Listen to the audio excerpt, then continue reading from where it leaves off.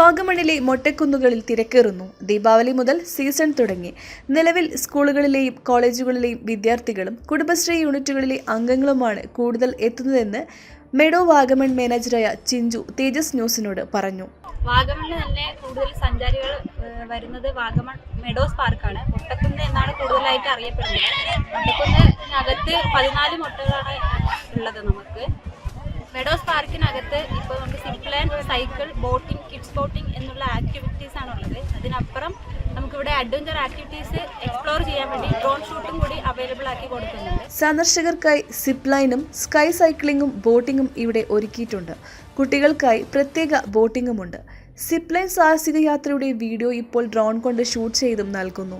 ഡിസംബറിലും ജനുവരിയിലും കൂടുതൽ സന്ദർശകർ എത്തുമെന്നാണ് പ്രതീക്ഷിക്കുന്നത്. കൂടാതെ കോലാഹലമേട്ടിലെ തങ്ങൾപ്പാറ മക്കാം കാണാനും നിരവധി പേർ എത്തുന്നുണ്ട്. ഹിജ്റ വർഷം 569 അഫ്ഗാനിസ്ഥാനിലെ ഖുറാസാൻ പ്രവിശ്യയിൽ ജനിച്ച ഷെയ്ഖ് ഫരീദുദ്ദീൻ വലിയുല്ലാഹിയുടെ മക്ബറയാണിത്.